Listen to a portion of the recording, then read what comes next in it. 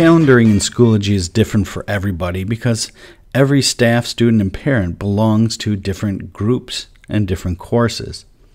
I'm going to show you my calendar here.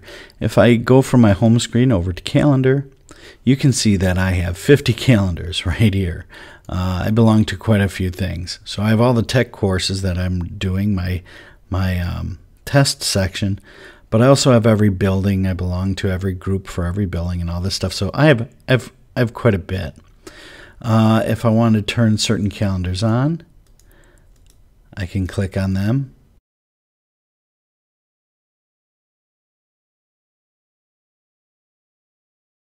I know these calendars are on now because I put a check mark next to them.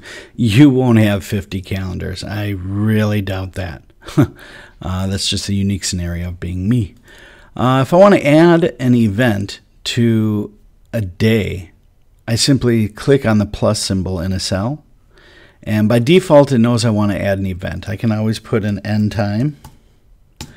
Let's say 3:30 p.m. Let's say after school meeting.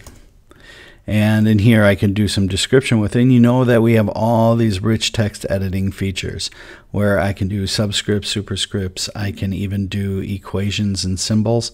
I can add links right within my text here. I can add images and videos and files from other third-party services. I can even adjust the HTML if I would like. The RSVP, since this is, right above it, I can also add files. Like, let's say I'm doing a elementary field trip. I could actually put the parent permission form right on the event. So if parents were to go into Schoology, click on the event, they would see the attachment for the parent permission form right there. It's a very great way to stay organized.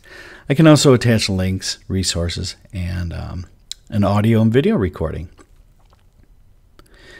We also have an RSVP. Right now it's disabled, but I can make only the people in this particular group or course have to RSVP, or I can make it a public event so that anyone can RSVP.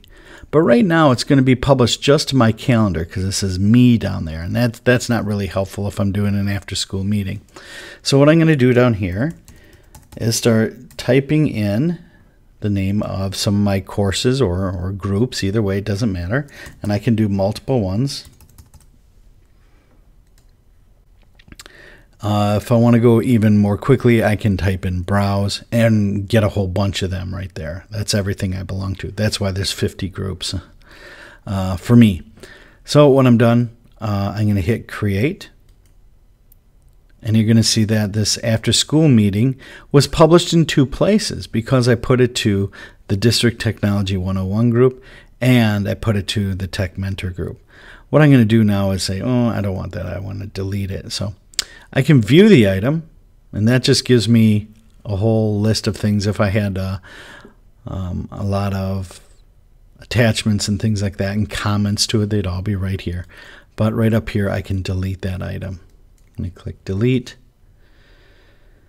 And when I go back to my calendar,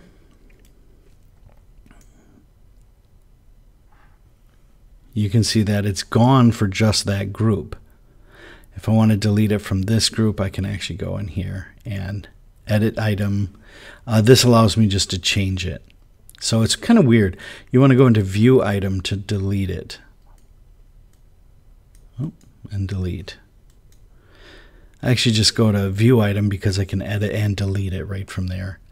So let's go back to my calendar. And the last thing that you can do in a calendar is add an assignment.